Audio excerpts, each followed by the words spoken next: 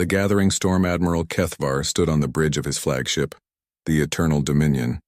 Through the massive viewing screen, he watched thousands of warships gather in the darkness of space. Each ship was enormous, bigger than entire cities back on the conquered worlds. The smallest destroyer was 3 kilometers long. The largest dreadnought stretched for 20 kilometers and carried enough firepower to crack planets. This was the greatest fleet the Zephyrian Empire had ever assembled. 10,000 ships from a dozen different conquered species. The Altarians contributed their plasma cannons. The Vegan Confederacy provided their shield generators. The Centauri Republic added their quantum torpedoes, all under Zephyrian command, all serving the Empire. Kethvar had been fighting wars for the Empire for over 200 years. His purple skin was marked with scars from countless battles. His forearms moved with practiced precision as he reviewed the tactical displays. 3 red eyes studied every detail of the coming invasion. He had conquered 47 star systems. He had never lost a battle. "Admiral," said Commander Vexthul, approaching with a datapad. "The final intelligence reports on the target world." Kethvar took the pad with one of his lower arms while his upper arms remained clasped behind his back. The information was almost laughable. The 3rd planet of a small yellow star. The natives called it Earth. They were a young species that had barely left their homeworld.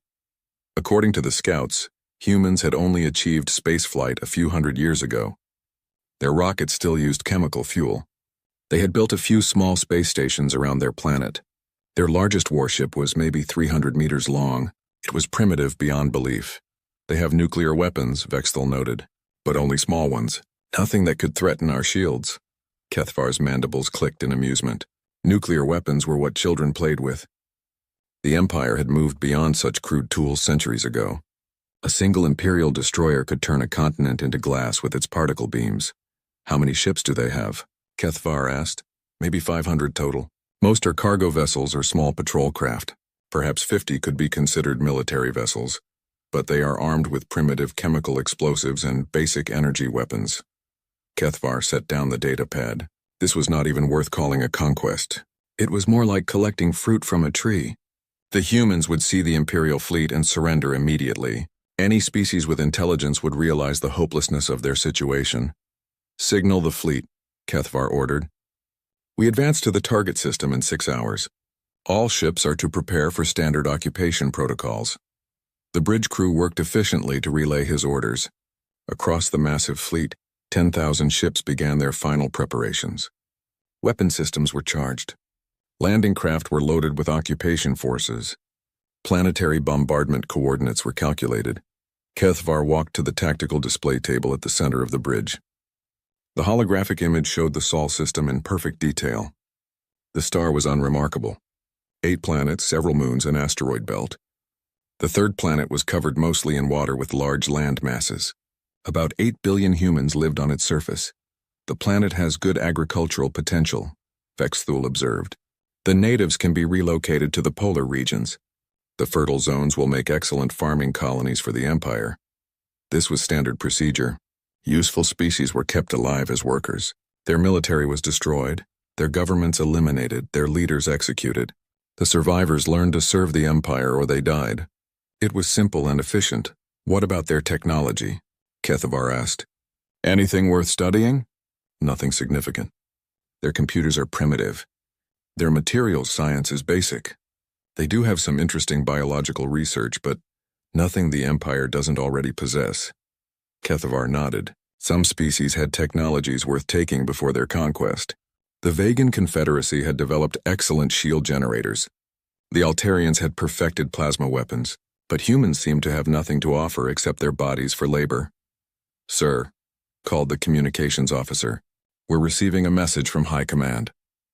The main screen shifted to show Supreme Admiral Jektar, commander of all Imperial forces.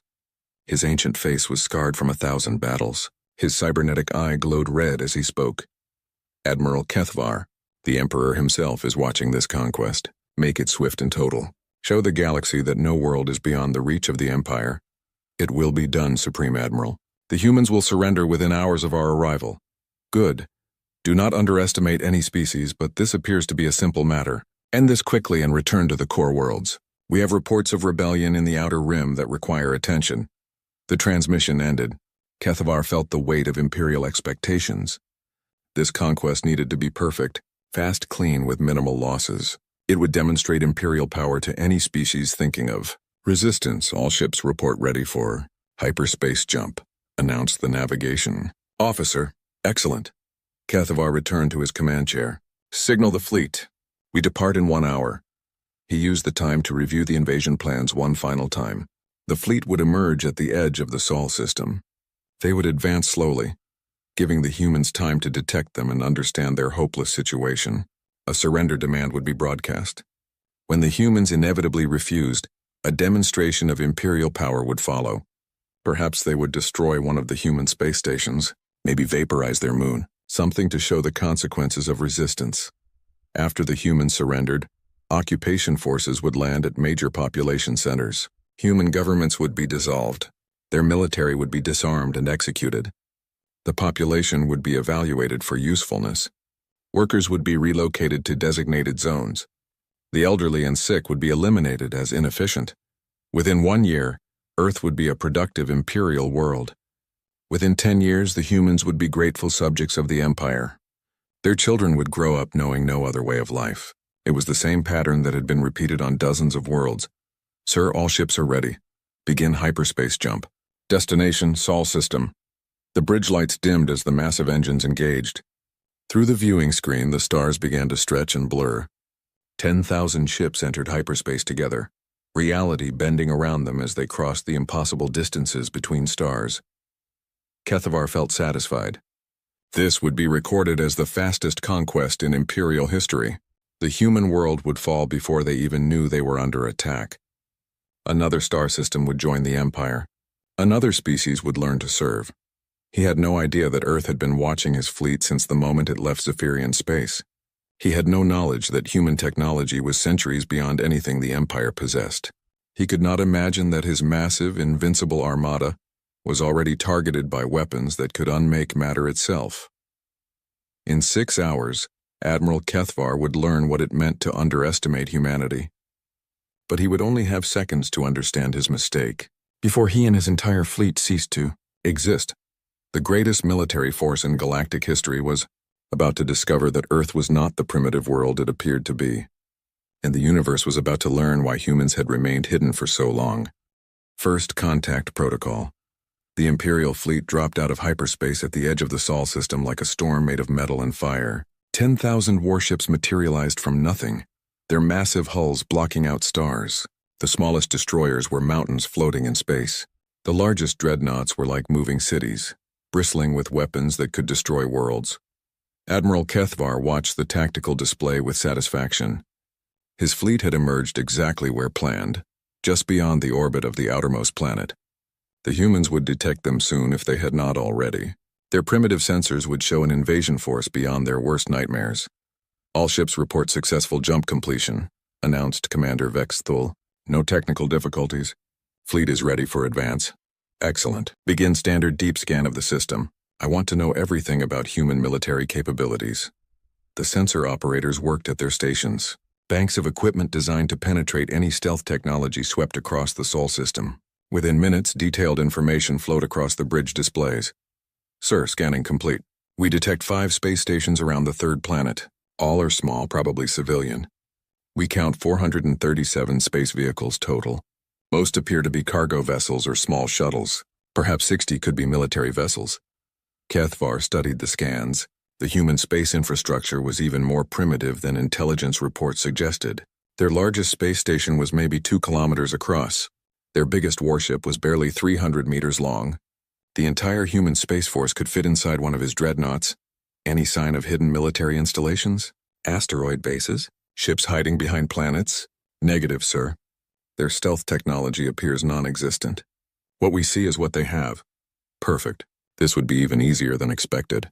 Kethavar had conquered species with 10 times the space capability of these humans. Some had put up fights lasting months. The humans would probably surrender the moment they saw his fleet. Open a channel to the human homeworld. Broadcast on all frequencies they use. The communications officer worked for several minutes to establish contact. Human communication technology was simple but functional. They used basic radio waves and primitive data transmission. like children playing with toys. Channel open, sir. Kethvar stood and activated the recording system. This message would be broadcast to every human communication device on their planet and in space. Billions would hear the words that ended their independence forever. Attention, primitive inhabitants of the third planet. I am Admiral Kethvar of the Zephyrian Imperial Fleet. Your world is now claimed by the Empire. You will surrender immediately and unconditionally. Resistance is impossible. You have one rotation of your planet to comply. Failure to surrender will result in the total destruction of your civilization. The message was broadcast in dozens of human languages. Imperial translation systems had decoded their communications within hours of arriving in the system. It was a simple matter to ensure every human understood their situation. Now came the waiting. Most species responded quickly to surrender demands. They performed quick calculations of Imperial strength versus their own capabilities and made the logical choice. Some tried to negotiate, which was pointless. A few attempted desperate last-minute military preparations, which was amusing. Sir, we're receiving a response from the planet's surface. That was faster than expected. Perhaps humans were more intelligent than their technology suggested. Fear could motivate quick decisions. Put it on the main screen. The display showed a middle-aged human male wearing simple clothing. He sat at a basic table in what appeared to be a government building. Behind him hung a flag with symbols Kethvar did not recognize. The human spoke in one of their primary languages with translation appearing as text. Greetings to the visiting vessels. I am Secretary General Chen of the United Nations of Earth. We received your message but would like to clarify your intentions. Are you seeking diplomatic contact with our world? We are prepared to discuss peaceful relations and cultural exchange. Perhaps we could arrange a meeting between our representatives to establish better understanding. Kethvar blinked all three eyes in surprise. The human was responding as if this was a normal diplomatic contact. Did they not understand what they were facing? Could they not count the ships in his fleet? Sir, said Vexthul quietly, perhaps their sensors are too primitive to detect our full strength. That made sense. Human technology was crude enough that they might only detect a fraction of the Imperial fleet. They probably thought this was a small exploration force rather than the largest military armada in galactic history. Open channel again, Kethvar ordered. I will make our situation clearer. The communication system activated. This time Kethvar would ensure the humans understood exactly what they faced. Human Secretary General Chen. This is not a diplomatic mission. This is a military conquest. My fleet contains 10,000 warships. Each ship can destroy your largest cities. Your entire military could not damage even one of our vessels. You have no choice but surrender. Comply immediately or watch your world burn. The transmission ended. Surely now the humans would understand. When primitive species faced overwhelming force, survival instinct took control. They would surrender within hours. Sir, should we begin advancing toward the planet? Not yet. Give them time to comprehend their situation. Fear makes compliance more complete. Hours passed. The Imperial fleet waited at the system's edge while the humans presumably debated their response. Kethvar used the time to review occupation procedures. Landing sites were selected for maximum strategic value. Population centers were mapped for efficient control. Finally, another transmission arrived from the planet's surface. This time it came from a different location. The translation systems identified the source as a place called Geneva. Admiral Kethvar, this is Director Sarah Martinez of the United Nations Security Council. We appreciate your clarification regarding the nature of your visit. However, we maintain our position that diplomatic dialogue remains the best path forward. We invite you to send a representative to Earth for face-to-face discussions. We believe many misunderstandings can be resolved through direct communication. Kethvar's mandibles clicked in frustration. These humans were either incredibly brave or incredibly stupid. They seemed incapable of understanding their helpless position. Sir, suggested Vexthul, perhaps a demonstration would clarify matters. We could destroy one of their space stations. Show them what our weapons can do. Yes, select the largest human space station. Prepare for surgical strike. Make it clean and visible from their planet surface. Target selected, sir. The station they call Alpha 7. It orbits directly above their largest population center. Perfect. The destruction would be seen by billions of humans. After watching their proudest space achievement vaporized in seconds, they would understand the futility of resistance. All ships prepare for advance to inner system. We will move slowly, giving the humans time to track our approach. When we reach optimal firing position, destroy the target station with a single shot. Make it spectacular. The massive fleet began moving deeper into the Sol system, 10,000 ships advancing like a tidal wave of destruction. Their engines lit up space with brilliant fire. Their weapons charged with enough energy to crack moons. Admiral Kethvar felt confident this demonstration would end human resistance immediately. After seeing Imperial power firsthand, they would beg for mercy. It was always the same pattern: fear, surrender, compliance. He had no idea that every move his fleet made was being tracked by sensors beyond his imagination. He could not know that human technology had been watching galactic civilizations for centuries. He would never realize that Earth's apparent primitiveness was the most sophisticated deception in cosmic history. The Imperial fleet advanced toward Earth, confident in their overwhelming superiority. Behind them, space itself began to change as ancient human systems awakened from their patient slumber. The moment of truth, the Imperial fleet moved through the Sol system like a slow avalanche of death. 10,000 warships advanced in perfect formation, their massive hulls gleaming under the light of the human sun. Admiral Kethvar watched the tactical displays with growing satisfaction as his armada approached the inner planets. "Distance to target planet?" he asked. 2 million kilometers and closing, sir. We should reach optimal firing position in 30 minutes. Perfect timing. The humans would have hours to watch the fleet approach. Their primitive telescopes and basic radar would show them exactly what was coming. Fear would build with every passing moment. By the time the Imperial fleet reached Earth orbit, the humans would be desperate to surrender. Any response from the planet surface? Continued diplomatic requests, sir. They keep asking for meetings and negotiations. No signs of military preparation. Kethvar's three eyes focused on the planet ahead. Earth looked peaceful from space. Blue oceans, white clouds, green and brown continents. Billions of humans lived on that world, going about their daily lives. Soon they would all be subjects of the Empire. Sir, we're detecting increased communication traffic from the planet. They appear to be broadcasting emergency messages to their population. Excellent. Panic will make them more cooperative. The communications officer looked puzzled. Actually, sir, the messages don't seem panicked. They're telling people to continue normal activities. Some kind of public announcement that the situation is being handled through proper channels. Strange. Most species began mass evacuations when faced with Imperial fleets. They moved populations away from major cities, hid their children, prepared for the worst. These humans seemed almost calm. Perhaps they don't understand the size of our fleet, suggested Commander Vexthal. Their sensors might be too primitive to count our ships accurately. No matter. They will understand soon enough. The fleet continued its advance. At this distance, even human eyes could see the approaching warships as bright points of light moving against the starfield. 10,000 suns announcing the end of human independence. Sir, we're now within optimal firing range of the target space station. Kethvar looked at the tactical display. The human space station, designated Alpha 7, hung in orbit above their largest city. It was a simple construction, clearly built for scientific research rather than military defense. Destroying it would demonstrate Imperial power without significant loss of useful infrastructure. All ships halt advance. Prepare for demonstration strike. I want every human on that planet to see what happens next. The massive fleet slowed to a stop. 10,000 ships positioned themselves in Earth orbit like metal gods looking down on mortals. Their weapons charged with energies that could split atoms and melt mountains. Target locked. Main battery charged and ready. Fire. A single beam of coherent energy lanced out from the flagship's primary weapon. It was beautiful in its precision. A line of pure destruction connecting the Imperial dreadnought to the human space station. The beam lasted only seconds, but the space station didn't explode. It didn't vaporize. It didn't even seem to notice. "Sir," called the weapons officer, voice confused. "Direct hit confirmed, but the target is undamaged." "What?"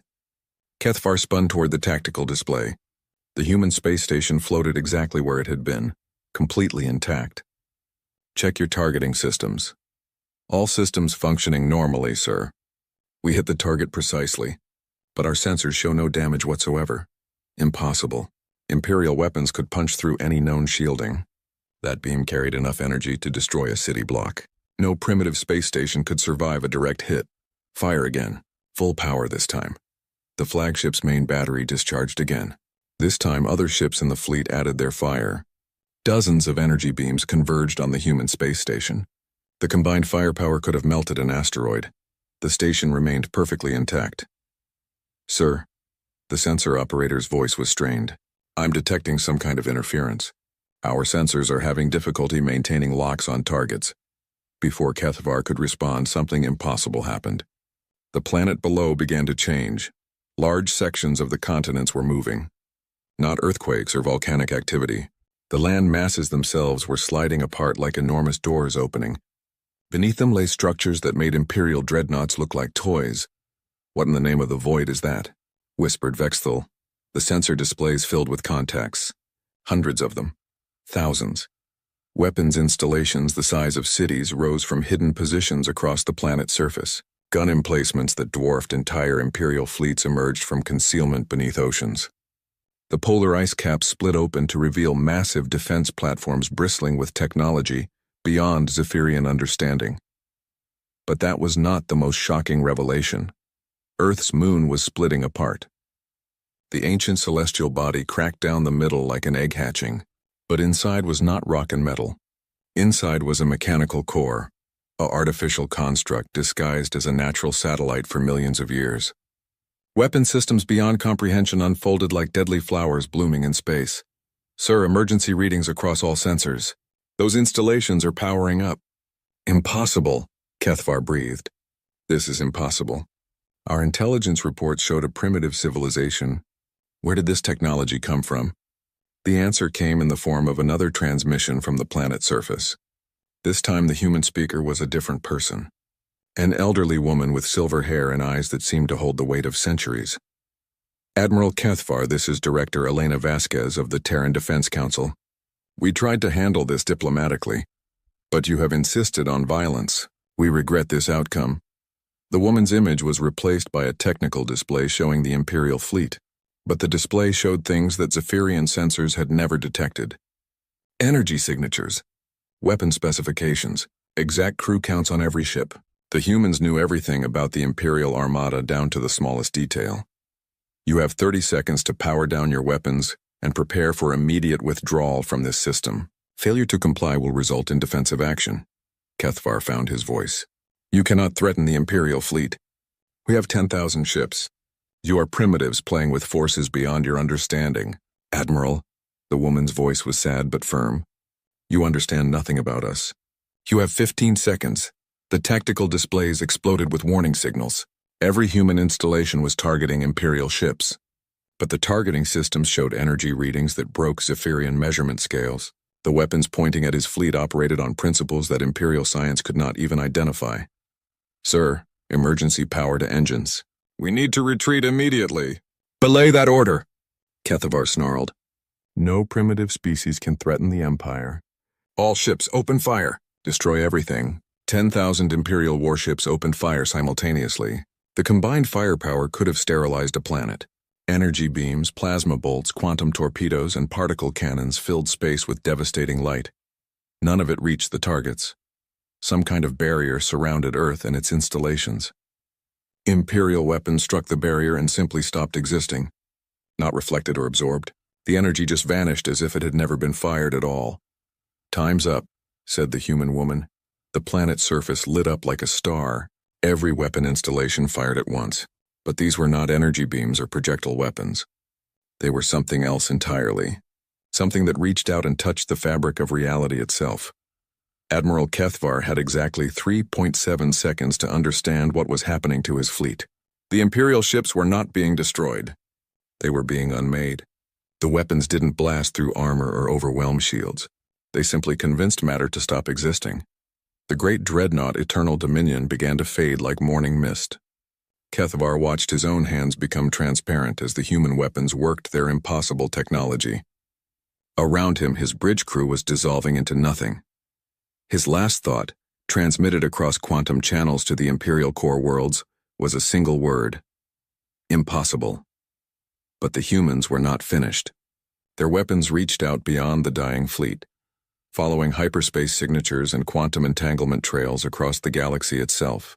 Every ship that had ever been part of this invasion force. Every Imperial base that had supported the operation. Every world that had contributed to the Armada. The cleansing was total and instantaneous across hundreds of light years. The cleansing in the span of 3.7 seconds, the greatest military force in galactic history simply ceased to exist. The Imperial fleet did not explode in brilliant fireballs. The massive dreadnoughts did not break apart under overwhelming firepower. The 10,000 warships that had, moments before dominated Earth's orbital space, simply faded away like shadows at dawn. Admiral Kethvar's final transmission reached the Zephyrian, core worlds as a quantum echo bouncing across hyperspace. His last word, impossible, arrived at Imperial Command just as his atoms were being gently convinced to forget how to hold together. Supreme Admiral Jektar was reviewing casualty reports from the Outer Rim, rebellions when the message arrived. His cybernetic eye flashed as he processed the brief transmission. Then the quantum communication array detected something else. The familiar signatures of Kethvar's entire fleet were vanishing from the galactic navigation network. Communications, Jektar barked. Establish contact with Admiral Kethvar immediately. The communications officer worked frantically at his console. Sir, I can't find any Imperial ships in the Sol system. All fleet transponders show offline. Impossible. Run a full sensor sweep. Check for interference or equipment malfunction. Minutes passed as the most sophisticated detection equipment in the Empire searched for signs of the missing Armada. The results made no sense.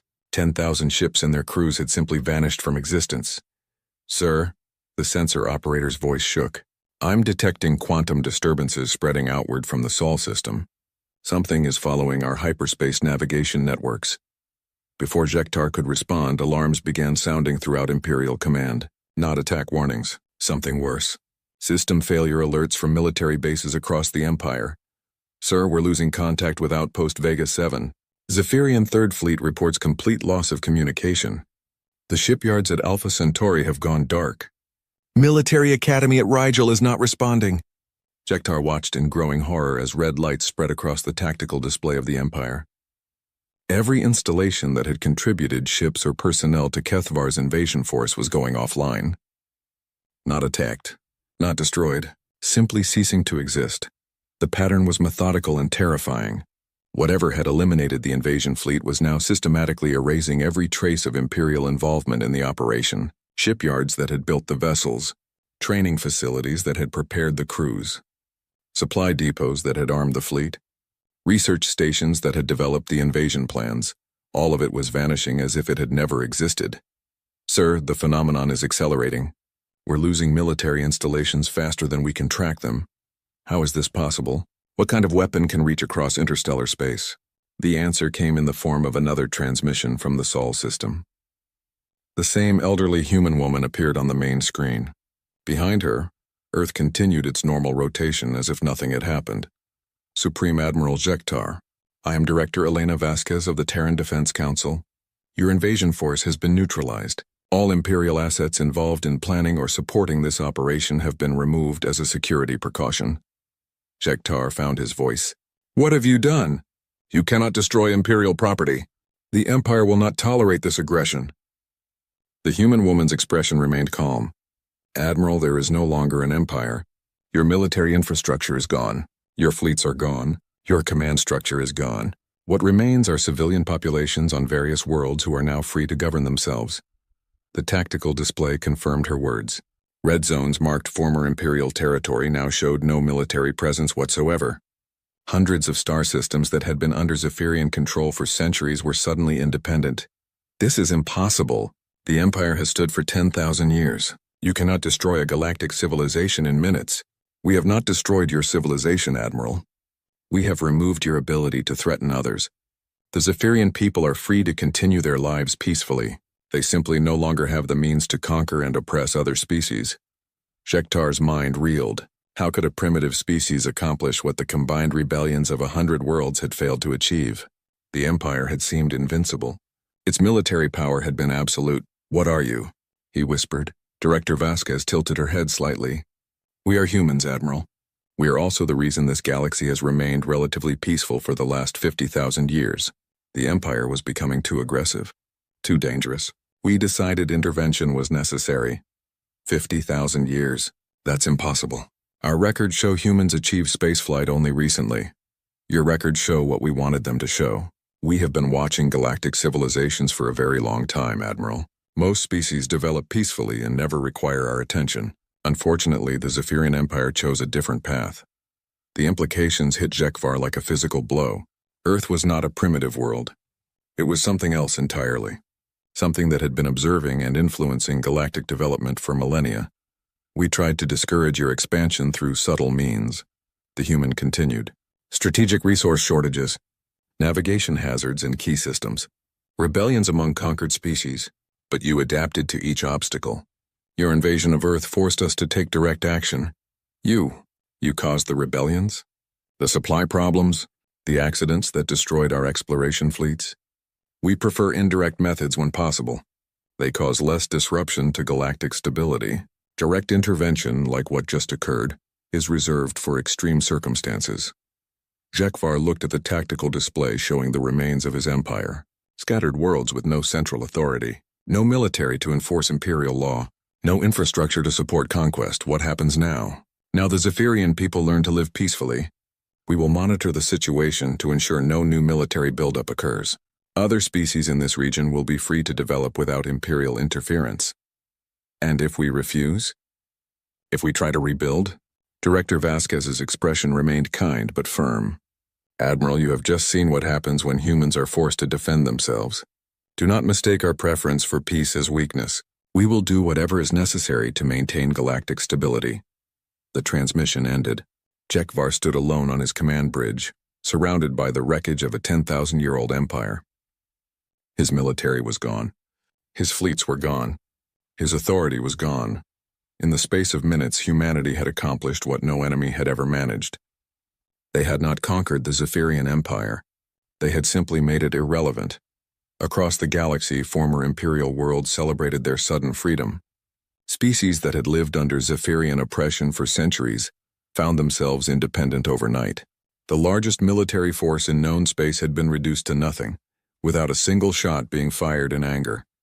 And on Earth, children played in parks while their parents went to work, unaware that their world had just rewritten the balance of power in the galaxy. The planet continued its peaceful rotation, its cities gleaming in the sunlight, its people living ordinary lives. But deep beneath mountains and ocean floors, human scientists made small adjustments to weapon systems and returned to their monitoring stations. After all, the galaxy contained 847 other spacefaring civilizations, and some of them were beginning to ask uncomfortable questions about what had happened to the Zephyrian Empire. The new reality, 6 months after the Zephyrian Empire ceased to exist, the galaxy had settled into a new pattern of peace and confusion. The Altarian Republic held an emergency session of their parliament to discuss the sudden silence from their former imperial overlords. Ambassador Kretal stood before the assembly, her blue skin pale with worry as she delivered her report. Fellow representatives, our deep space monitoring stations confirm what we feared. The entire Zephyrian military infrastructure has vanished. No ships, no bases, no communication from their core worlds. Murmurs of disbelief filled the chamber. The Altarians had been conquered by the Empire 300 years ago. They had learned to live under Zephyrian rule, paying tribute and providing soldiers for Imperial fleets. The idea that their oppressors could simply disappear was impossible to accept. What about the invasion fleet that was sent to Sol 3? Asked Representative Velnax. 10,000 ships cannot simply vanish. According to our long-range sensors, the fleet reached the human homeworld and then stopped transmitting. No wreckage. No survivors, no explanation. Perhaps the humans have some kind of weapon technology, something that could destroy an Imperial fleet. Kretal shook her head. Our intelligence on the humans suggested they were primitive. Basic chemical rockets, simple space stations. Their largest warship was smaller than our civilian cargo vessels. Then how do we explain the destruction of an empire that had conquered half the galaxy? No one had an answer. The Altarians, like dozens of other former Imperial subjects, found themselves free but bewildered. Their oppressors had not been defeated in battle. They had not surrendered. They had simply stopped existing. On the former Imperial core world of Zephyria Prime, the surviving civilian population struggled to understand their new reality. Former Imperial engineer Hexmore worked in the ruins of what had been the greatest shipyard in the galaxy. Every military vessel had vanished overnight. Every weapon blueprint had been erased from computer systems. Even the orbital defense platforms had disappeared. It makes no sense, he told his colleague Pexelar as they surveyed the empty construction bays. How do you make a dreadnought stop existing?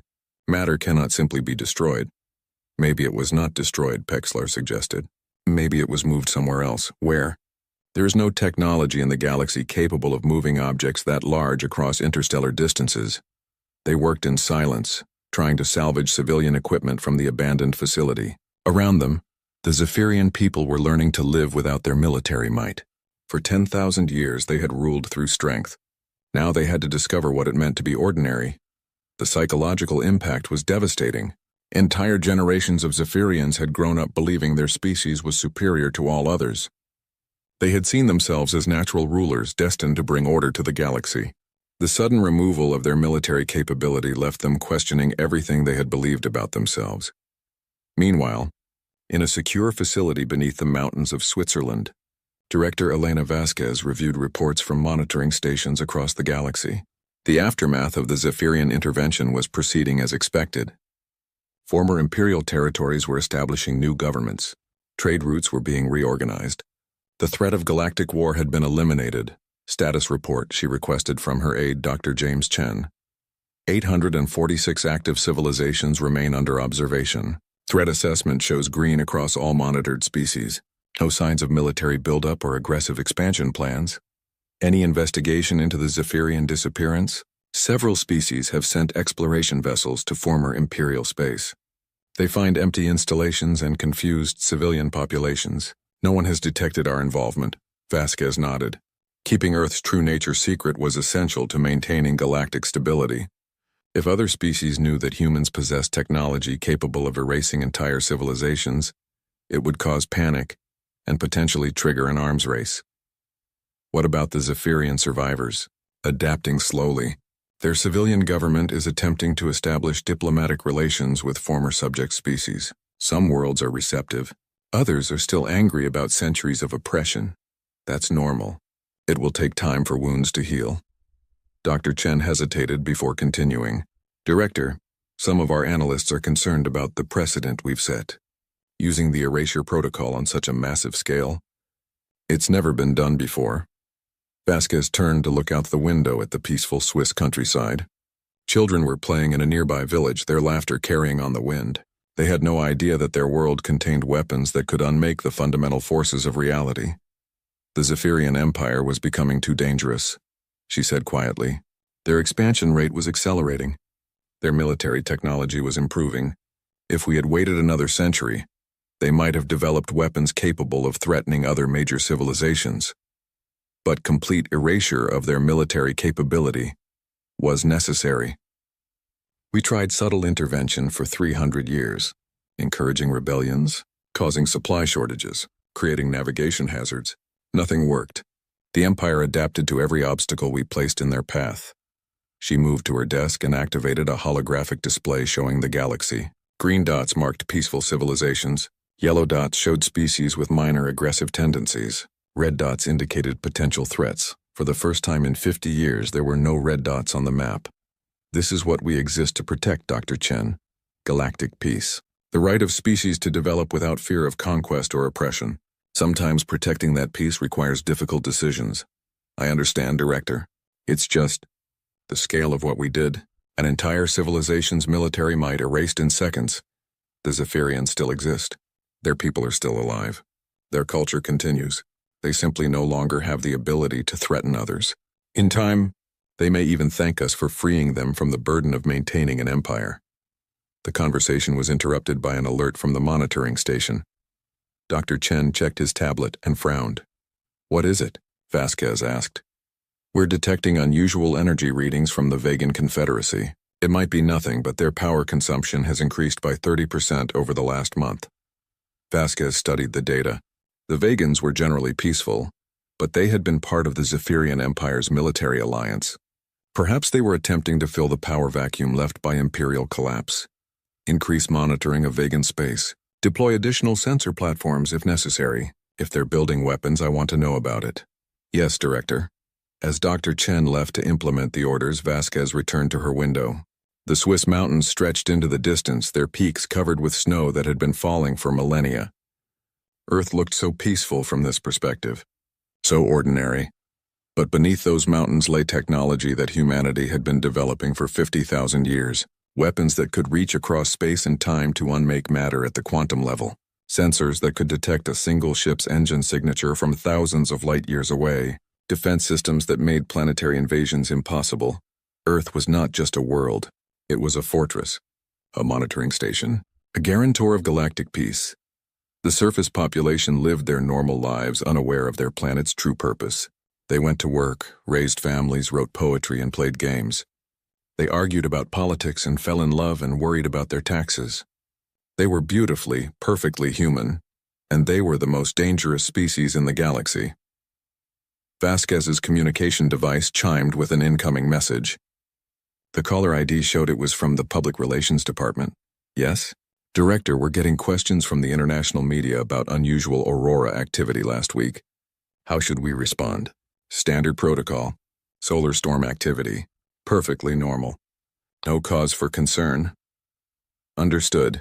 The aurora activity had actually been caused by the charging cycles of the lunar defense platforms, but the public didn't need to know that Earth's moon was an artificial construct disguised as a natural satellite. They didn't need to know that their planet's magnetic field was artificially enhanced to hide massive energy signatures. They didn't need to know that their quiet, peaceful world was the reason the galaxy remained stable.